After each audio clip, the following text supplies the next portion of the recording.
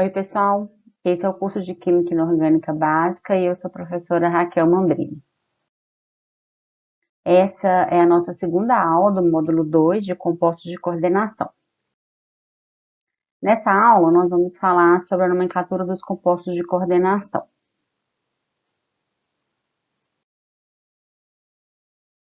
Antigamente, quando os compostos de coordenação foram descobertos, eles recebiam o nome do químico, do pesquisador que havia preparado ele em laboratório. Com o avanço da ciência e do entendimento dessas estruturas, desses complexos, a nomenclatura se tornou mais sistemática. E hoje a gente já tem uma nomenclatura universal que é dada para esses compostos de coordenação. A primeira nomenclatura oficial dada para esses tipos de compostos foi dado por Werner, o primeiro pesquisador que estudou a fundo os compostos de coordenação. Essas regras, elas foram impostas pela IUPAC, que é a União Internacional de Química, e essas regras estão descritas no livro da IUPAC, chamado de Red Book, de 2005 a 2014. Agora, na última IUPAC, que aconteceu aqui no Brasil, esse livro foi atualizado e tem algumas modificações. Então, nessa aula, a gente já vai falar um pouquinho sobre essas modificações e como que a gente vai abordá-las no nosso dia a dia. Então, vamos começar a dar nomes para esses compostos de coordenação. Então, primeiro, quando eu tenho um íon ou uma molécula complexa, a primeira coisa que a gente faz é dar nome para os ligantes. Então, primeiro vem o nome dos ligantes e depois vem o nome do metal. Isso de forma sistêmica, isso em todos os tipos de compostos, tanto em íons quanto em moléculas. Então, primeiro adiciona-se o nome dos ligantes, e aí mais para frente a gente vai ver como que são os nomes desses ligantes, e depois a gente vai adicionar o nome do metal. Aqui neste exemplo de uma reação de ácido-base de Lewis, onde eu tenho ácido de Lewis, níquel 2+, reagindo com 6 moléculas de água, que são bases de Lewis, formando o adulto de níquel com 6 moléculas de água, este composto ele vai ter o seguinte nome: íon, porque ele está na sua forma iônica, ele não está na sua forma de um sal. Hexa, porque são 6 moléculas de água, então a gente precisa indicar a quantidade de ligante e de cada ligante. Então, eu tenho 6 moléculas de água, então eu tenho hexa. A água, como ligante, ela é denominada aquo ou aqua. No geral, na forma mais nova, ela é chamada de aquo, mas aqua também é possível ver em alguns livros, em alguns materiais de referência. Após o nome do meu ligante, eu tenho meu metal, então, níquel. E após o nome do meu metal, eu preciso colocar o NOx desse meu metal dentro do composto de coordenação. Como a gente já viu nas outras aulas, aqui a água é um ligante neutro. Sendo ligante neutro e só tendo ele como ligante, essa carga aqui de fora, ela está relacionada com o níquel. Então, o níquel é um níquel 2+, níquel 2. Então, o nome dessa estrutura é íon hexa aqua níquel 2. Aqui houve a necessidade de um parênteses porque está dobrando hexa aqua. Mas quando não há uma letra dobrada, não há necessidade de usar esse parênteses. Uma coisa importante é que não há espaço também entre o metal e o NOx do meu metal. Então, quando tenho mais de um ligante, como que nós vamos nomeá-los, né? Eles são nomeados em ordem alfabética, independente da carga. Na aula passada, eu conversei com vocês sobre isso. Alguns livros, né, e algumas referências, eles seguem a IUPAC da seguinte maneira: eu tenho os ligantes em ordem alfabética, ou então os aniônicos seguidos dos ligantes neutros, né? Então, independente de como a fórmula foi escrita, a nomenclatura desse complexo, desse composto, é dada pelos ligantes em ordem alfabética. Os prefixos que fornecem o número de ligantes, como por exemplo aqui é hexa, eles não são considerados como parte do nome do ligante. Então, quando a gente for considerar a ordem alfabética, a quantidade de ligantes não entra em consideração. E o nome dos ligantes? Como que a gente vai dar nome para esses ligantes? Então, eu tenho dois tipos, basicamente, de ligantes. Eu tenho aqueles ligantes que são aniônicos, que são carregados negativamente, e aqueles ligantes neutros. Entre os ligantes, eu tenho ligantes orgânicos e os inorgânicos. De uma maneira geral, o nome de um ligante orgânico é feminino, porque a gente está se referindo, às vezes, a uma molécula, por exemplo, como a etileno-diamina. É uma molécula, a molécula de etileno-diamina. Quando a gente vai dar nome para essa molécula como ligante, a gente passa para o masculino, porque é o ligante. Então, aqui eu tenho alguns exemplos, como a azida, né, o nome do ânion N3- é azida, mas dentro de um complexo ele vai ser chamado de azido, porque ele está como um ligante. Por exemplo, eu tenho aqui outro exemplo, a etileno-diamina, como eu disse, que dentro do ligante é chamado de etileno-diamina. E aqui tem alguns exemplos de ligantes comuns e nome complexos. A gente tem algumas exceções, onde o nome da molécula, o nome do composto é diferente do nome do ligante. Essas exceções, as principais que vocês têm que saber, e essas realmente a gente tem que saber, é a água, que como ligante ela é chamada de aquo, a amônia, que passa para amin, alguns livros trazem isso como amino também, o monóxido de carbono, que é chamado de carbonil.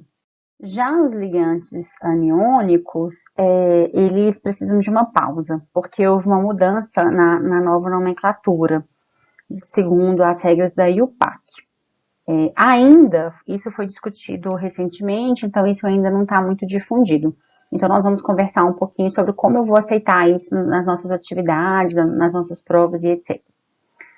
Por exemplo, quando eu tenho o íon iodeto, vou escrever o iodeto aqui do lado, esse é um íon iodeto, o ânion iodeto, e esse íon, quando ele se transforma em um ligante, quando ele está na forma de um ligante, antigamente, antes de 2005, essa nomenclatura voltava, ele chamava de iodo. Então, na nomenclatura do composto de coordenação, o nome era iodo.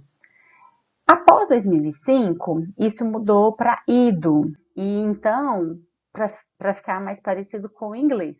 Então, na nomenclatura ficava iodido.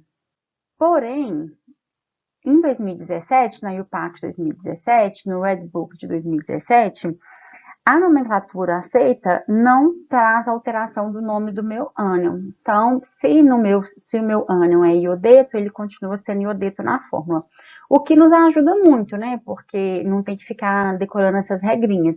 Uma vez que quando eu tenho a terminação ito como nitrito, já não sofri alteração desde antes de 2005. Então, por exemplo, quando tenho nitrito, a nomenclatura sempre foi a manutenção do nome. Então, nitrito.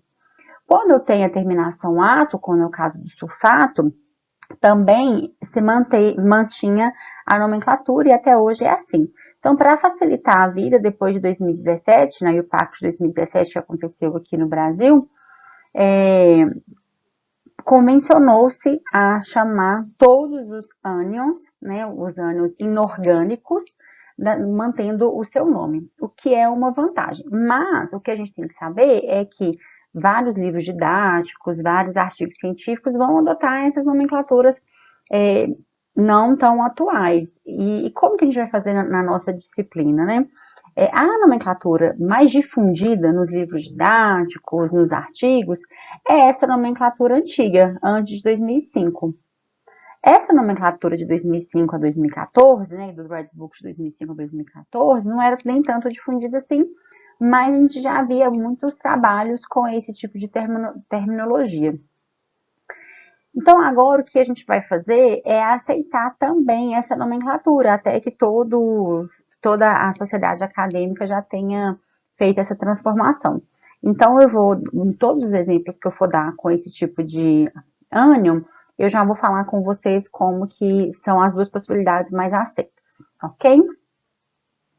Então, vamos só rever, então, o que a gente conversou.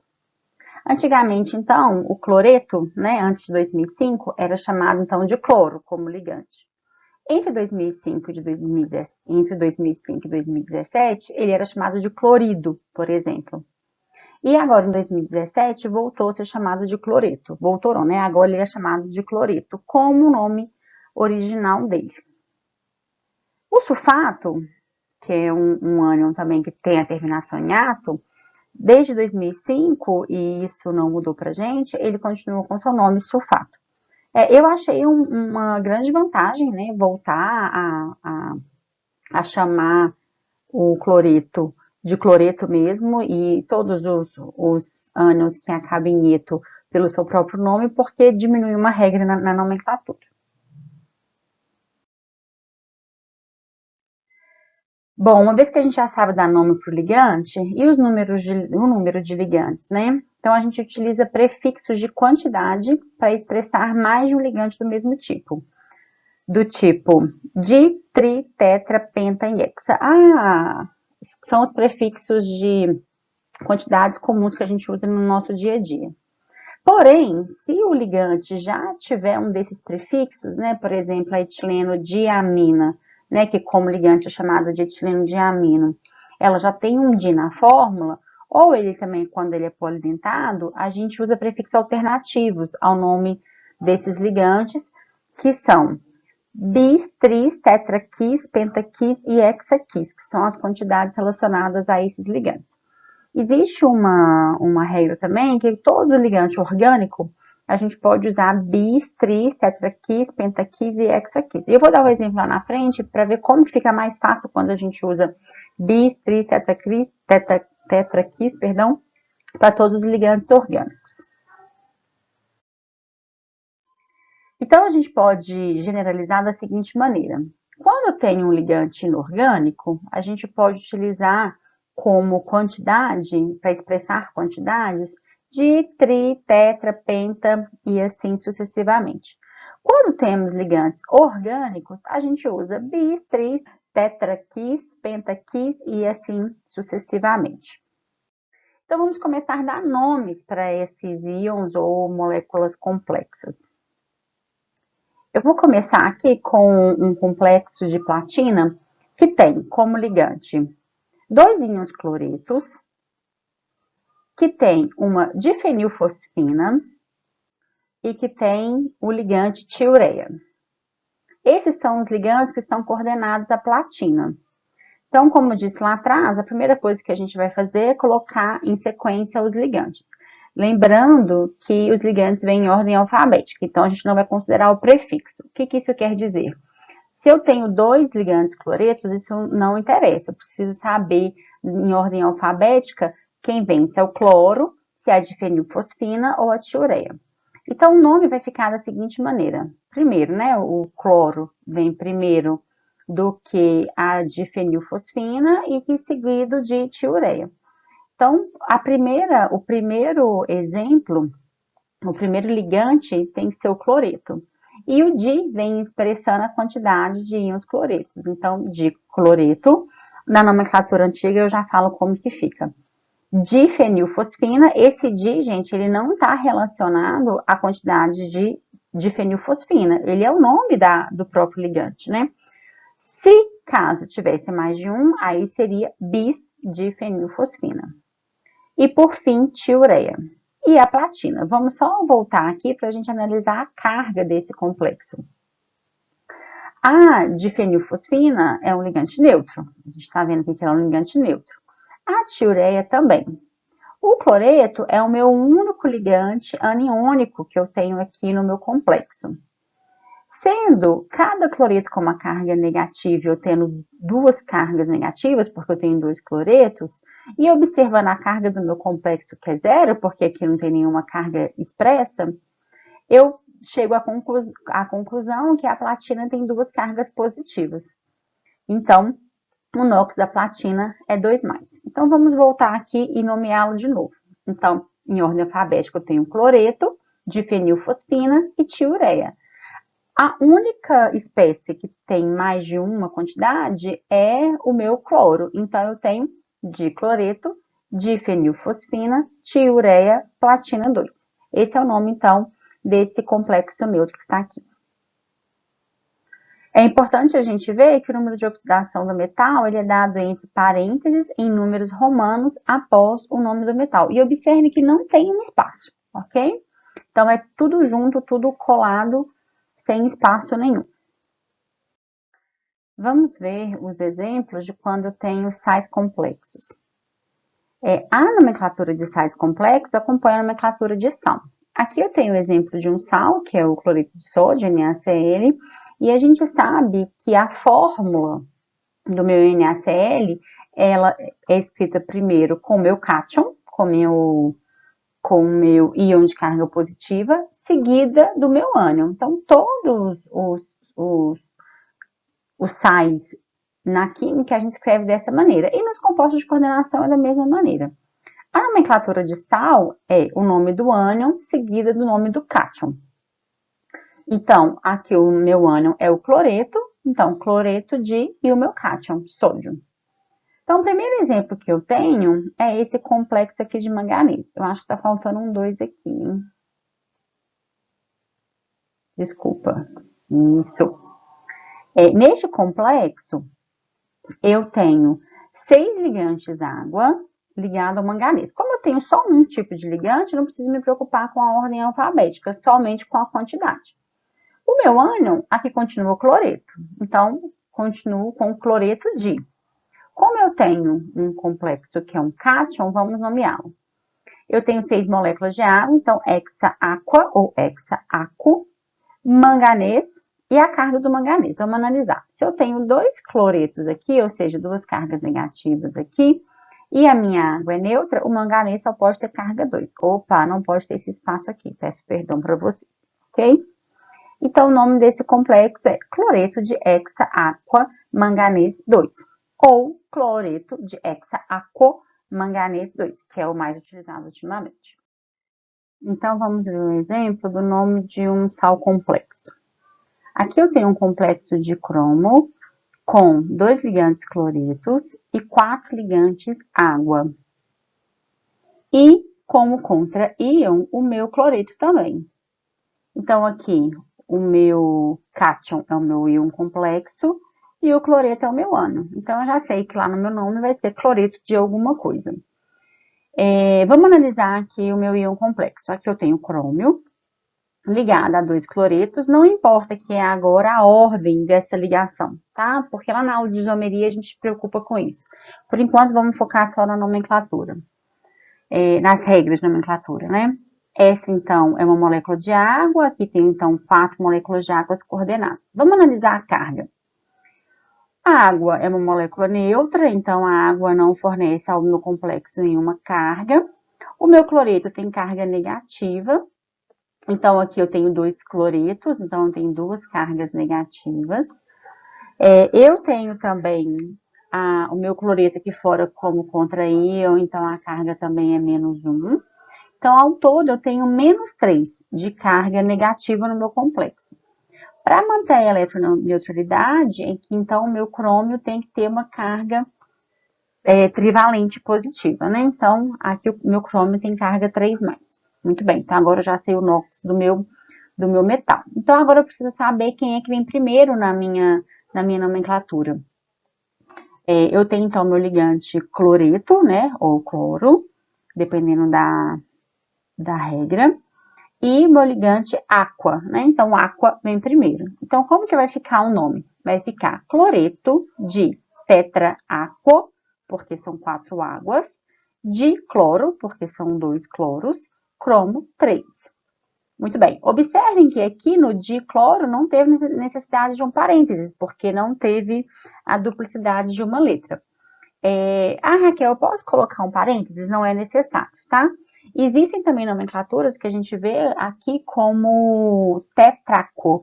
Tira a duplicidade do A e coloca tetraco. A gente também vê isso em alguns livros, mas a forma correta é assim, tetra, aco, entre parênteses. Na nomenclatura nova, como que fica esse complexo? Cloreto de tetra, aquo, dicloreto, cromo 3. Mais uma vez eu vou falar isso aqui. Nas nossas atividades, nas nossas avaliações, eu vou aceitar as duas maneiras, ok? De cloro ou de clorito. Vamos ver mais um exemplo. Agora eu tenho um íon complexo de cobalto com etileno de amina. Aqui está a estrutura dele, né? O cobalto coordenado de forma quelato aqui com 3 etileno de amina. E a gente sabe que a etileno de amina é uma molécula neutra. Então, essa carga aqui de fora do meu complexo, essa carga 3+, está relacionada, então, com o meu cobalto.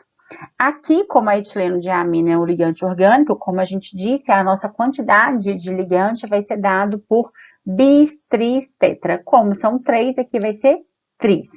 Então, o nome desse complexo é íon tris etileno de amino cobalto 3. Só para a gente frisar mais uma vez, aqui, quando eu tenho ligantes inorgânicos, né, que é quando é o caso da água, que aqui na nomenclatura fica aquo, a quantidade é expressa em tetra. E quando eu tenho um ligante orgânico, a quantidade expressa é na forma de bis, tris, tetra, quis. Como expresso aqui nesse quadro, tá? Esse quadro eu quis colocá-lo aqui só para a gente frisar essas quantidades. E se meu complexo for um ânion? Até o momento, a gente viu casos em que no meu sal complexo, o meu cátion era o meu íon complexo. Vamos ver casos agora em que o meu íon complexo ele é um ânion. Aqui tem uma diferença. A gente precisa expressar isso no nome, a gente precisa indicar isso no nome. Mostrar na nomenclatura que o meu íon complexo é um ânion. E quando a gente tem um ânion, a maneira que a gente tem de indicar o meu íon complexo é um ânion é com a terminação ato no nome do meu complexo. Como assim? Esse é o primeiro exemplo, onde eu tenho um íon aqui de ferro com 4 ligantes cianetos coordenados. Primeira coisa que a gente vai fazer é achar o NOx do meu metal, porque, afinal de contas, no nome do meu complexo, eu preciso do meu NOx. Então, vamos lá. Eu não sei a carga do ferro. Eu sei que o meu cianeto tem carga -1. Então, se eu tenho 4 cianetos, a contribuição de carga do cianeto é de -4. Lá fora, então, eu tenho uma carga -2, ou seja, para que eu tenha uma carga total de -2, eu preciso que o meu ferro tenha uma carga de +2. Então, eu já sei o NOx do meu ferro, é +2. Eu vou mostrar para vocês 3 nomenclaturas diferentes e possíveis para o nome desse íon complexo. Então, a gente sabe que a gente tem que chamar ele de íon. Então, a primeira coisa é chamar ele de íon. Indicar a quantidade de ligantes cianetos que eu tenho, tetra. Ciano, porque na nomenclatura antiga usual, a gente troca o eto por O, então ciano.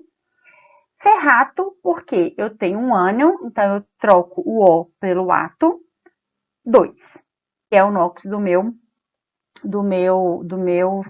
metal.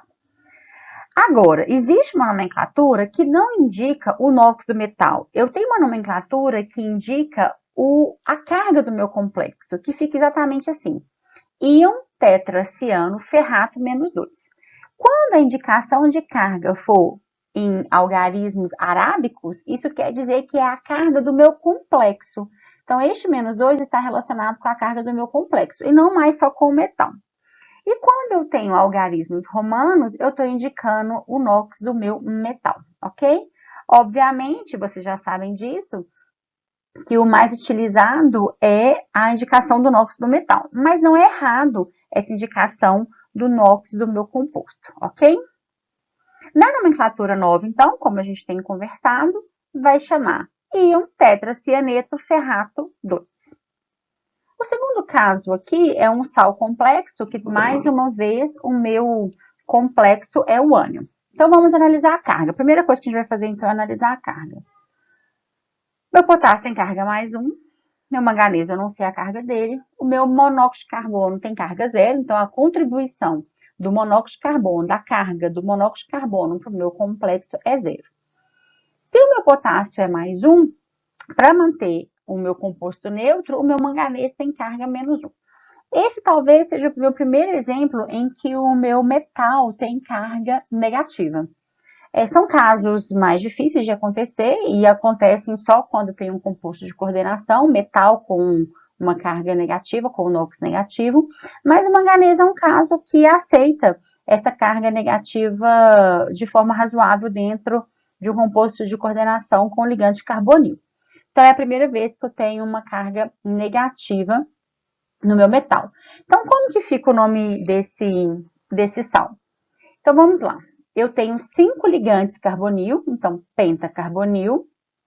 Manganato, porque o manganês está dentro de um complexo que é um ânion, então manganato.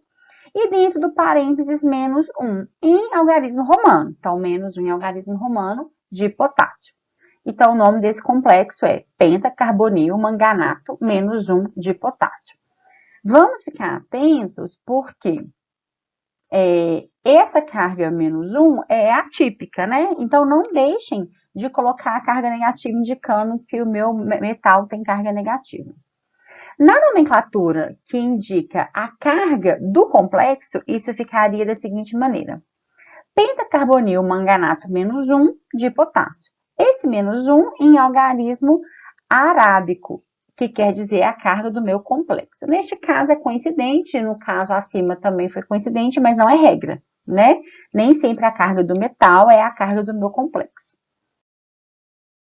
Aqui eu indico uma tabela com o nome dos metais em complexos aniônicos, porque alguns são muito intuitivos, como ferro, ferrato, manganês, manganato, outros nem tanto.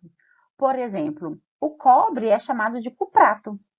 O crômio, de cromato, também é um pouco intuitivo. Existem alguns que são diferentes também, como a prata. Olha, a prata, o nome dela é argentato, na nomenclatura aniônica, ok? Aqui tem essa tabela e para quando necessário vocês podem consultá-las. Só mais dois diferentes que a gente usa muito também é o chumbo, que tem como a nomenclatura plumbato, e o ouro, que tem a nomenclatura aurato. Esses são, acho que, os mais diferentes e mais comuns assim de serem usados.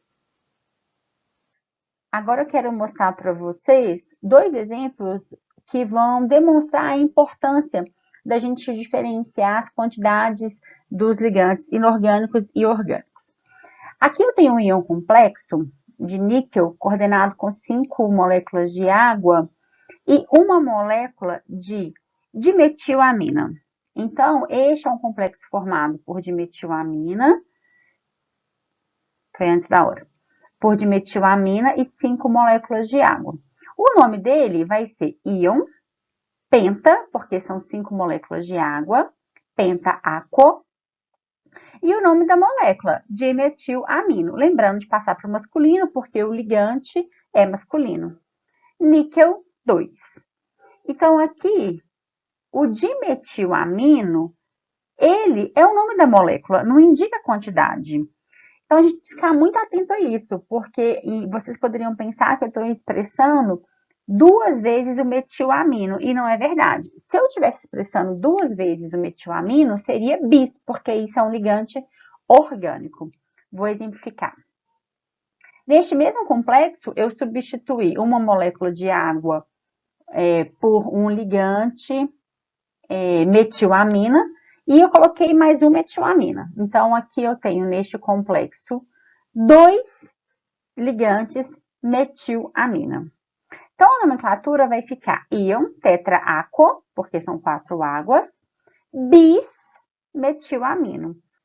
Então, aqui eu vejo a importância de quando se tem uma molécula orgânica, né, um ligante orgânico, na verdade, a gente colocar a quantidade em bis, tris e tetraquis.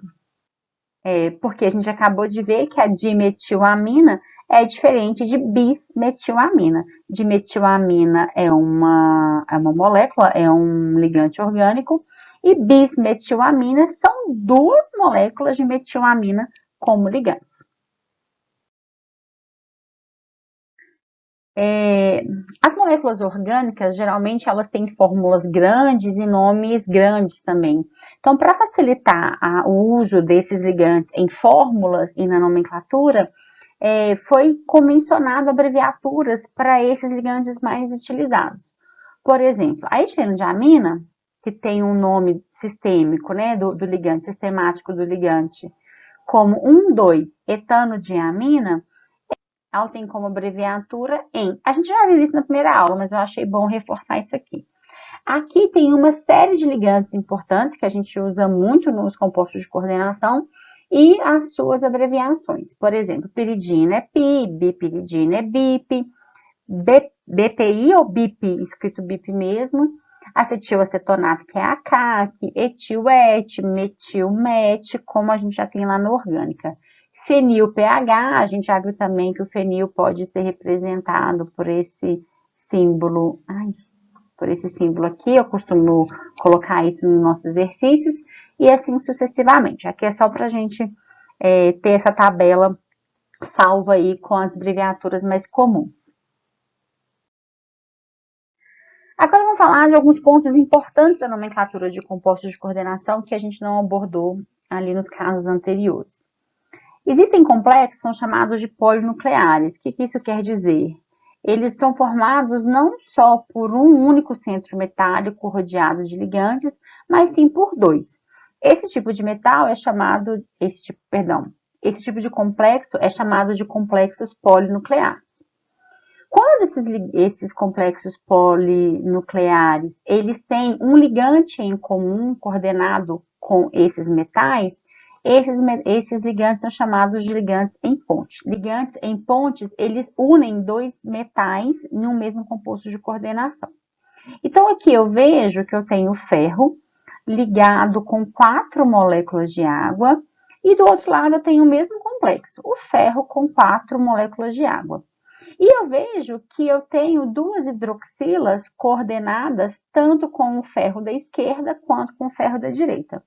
Quando a hidroxila liga dois metais distintos, ele é chamado, então, de ligante em ponte. Eu falo que aqui a hidroxila está em ponte nesse composto. Vamos analisar a carga do ferro para a gente dar a nomenclatura certa para ele, ok?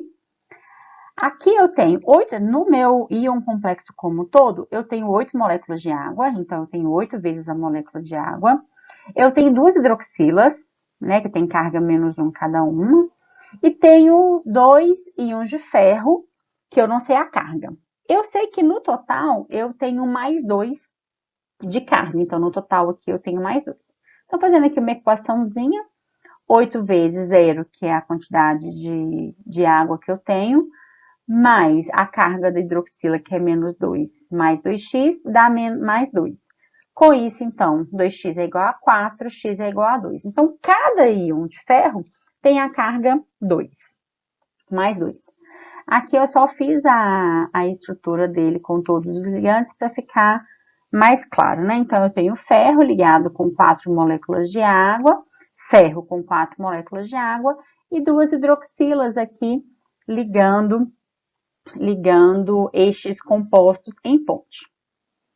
Então, a gente fala que ligante em ponte é o ligante que faz a conexão entre dois átomos metálicos. No geral, os monodentados eles funcionam muito bem como ligantes em pontes, mas ligantes bidentados e polidentados também podem atuar como ligantes em ponte. Então, vamos dar nomes para esses compostos de coordenação quando eu tenho um ligante em ponte. Então, vamos dar nomes para esses complexos que têm ligantes em ponte. A regra fala que a nomenclatura, quando se tem um ligante em ponte, precede a letra Mi, separada por hífens, antes do nome de cada ligante como ponte. Vamos ver aqui um exemplo. Aqui eu tenho um complexo de coordenação com 2 crômios, coordenados cada um com 5 ligantes carbonil. Então, aqui eu tenho cada crômio coordenado com 5 ligantes, cada um, e, por fim, eu tenho um hidreto ligado em ponte com cada crômio. Então, aqui eu tenho um hidreto atuando como ponte. Neste caso, eu tenho dois complexos iguais coordenados entre si por um ligante em ponte hidrito. Como que eu vou dar nome para isso? Eles são idênticos, então eu não preciso dar nome para um e depois dar um nome para o outro. Eu posso colocar ele duas vezes. Como assim? Este ligante aqui, ele pode ser chamado de 1, 2, 3, 4, 5. Então, ele é pentacarbonil. Então, começa aqui, olha. Pentacarbonil, crômio, só que aqui o crômio, como eu estou num íon de carga negativa, ele vai ser chamado de cromato. E neste caso, o crômio tem carga zero. E eu vou mostrar para vocês por que já já. Então, fica pentacarbonil cromato zero. Só que eu tenho este grupamento duas vezes, né? Então, eu posso chamar ele de bis. Bis pentacarbonil cromato zero. Mas quem que está ligando esses dois centros metálicos? O meu hidreto. Lembra que na nomenclatura antiga, eto troca por O. Então, aqui fica hidrido, ok? Então, fica mi-hidrido. Isso quer dizer que o meu hidreto está ligado em ponte, porque o mi me indica isso, ligando duas espécies, bis, pentacarbonil, cromato zero. Na nomenclatura nova, hidreto é hidreto. Então, mi-hidreto, bis, pentacarbonil, cromato zero. Vamos só analisar a carga aqui do meu cromo, que eu não fiz isso antes. Eu sei que o meu complexo tem carga negativa, ok? Cada carbonil tem carga nula, porque o monóxido de carbono é carga zero.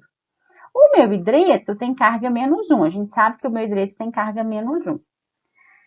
Como aqui fora só tem uma carga menos 1, essa carga só pode ser proveniente do hidreto. Então, qual que é a carga dos átomos de crômio ali? Zero. Então, eles têm carga zero. Talvez seja o primeiro exemplo que a gente viu também, onde o metal tem inox zero, que também é possível dentro de compostos de coordenação. Então, aqui tem dois pontos importantes. Quando o metal tem inox zero, ele tem que ser expresso, mesmo que seja zero, né? A gente tem que expressá-lo entre parênteses aqui. E a gente precisa indicar quando o ligante está em ponte. Neste caso, a gente vai indicar pela letra Mi. Então, Mi, hidreto, bis, pentacarbonil, cromato zero. Aqui, esse é o primeiro exemplo que a gente viu de ligante em ponte, né? Vamos dar um nome para ele. Aqui eu tenho dois centros iguais também, né? Eu tenho um ferro coordenado com 4 águas. Vamos primeiro analisar a carga deste complexo. Cada hidroxila tem carga menos 1. Então, menos 1 com menos 1, menos 2. Se aqui fora eu tenho uma carga mais 2, é porque cada ferro desse tem uma carga 2 mais. Então, ferro 2 mais com ferro 2 mais, 4 mais. Menos 1 com menos 1, menos 2. Então, aqui fora sobra uma carga mais 2. Então, tá. Então, esse centro aqui, ele vai chamar tetra-aquo-ferro 2. Como eu tenho 2, eu vou chamar ele de bis, né? Então, bis, tetra-aquo-ferro 2. Mas quem que une esses dois centros, né? Essas duas esferas de coordenação? Dois ligantes hidroxilas em ponte. Então, isso vai ficar di. Por que di? Porque eu tenho duas hidroxilas em ponte. Se eu tivesse 3, seria tri, e aí sucessivamente. Dihidroxo, que é o nome da hidroxila quando ela é um ligante. Di-mi-hidroxo. Bis, tetra-aquo-ferro 2. Por que bis? Porque eu tenho duas esferas de coordenação idênticas. Se esses nomes fossem diferentes, viria primeiro em ordem alfabética, né? Primeiro um, depois o outro na sequência. Outro ponto importante para a gente acabar a nomenclatura é quando eu tenho ligantes ambidentados. Lembrando que ligantes ambidentados são ligantes com átomos doadores diferentes. É um ligante que tem duas possibilidades de coordenação diferentes, como é o caso do tiocianato. O tiocianato ele pode coordenar tanto pelo átomo do enxofre, tanto quanto o átomo do nitrogênio. Que é o mesmo caso do nitrito, que ele pode coordenar tanto pelo oxigênio ou como pelo nitrogênio. E quando ele estiver coordenado com enxofre, né, o tiocianato, ele tem um nome. Quando tiver coordenado com nitrogênio, ele tem outro nome. E a mesma coisa o nitrito. Por exemplo, quando o tiocianato, né, o nome tiocianato próprio, né, o nome é tiocianato, o nome do meu íon é tiocianato. Quando ele está coordenado com o meu enxofre, que é o mais convencional, ele é chamado de tiocianato. Quando o tiocianato está coordenado com o nitrogênio, geralmente na fórmula a gente inverte, coloca o nitrogênio primeiro para mostrar que ele está sendo coordenado pelo nitrogênio, e isso é chamado de isotiocianato. No meu nitrito, quando está coordenado pelo oxigênio, que é o mais convencional, ele é chamado de nitrito. Quando está coordenado pelo meu nitrogênio, esse ligante tem um nome nitro. Ok? Então, como que a gente pode resumir, então, a nomenclatura de compostos de coordenação? A gente tem que dar o nome do ligante, e aí precede a quantidade de ligantes, quando tem mais de um, o nome do metal, mais a terminação, quando necessária, mais a oxidação do metal. Então, a ordem no nome, né? Nomeia esses ligantes em ordem alfabética, independente da carga. Já na fórmula, eu tenho metal seguido de ligantes. Primeiro os aniônicos, depois os neutros. E os prefixos bi, tri, tetra, penta, hexa, quando for necessário. Já a terminação, para complexos neutros ou catiônicos, o nome do metal fica inalterado. E já nos aniônicos, adiciona-se o nome do metal à terminação átomo.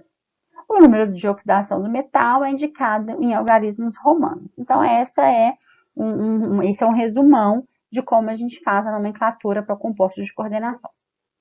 É isso, pessoal. Muito obrigada. A gente se vê na próxima aula.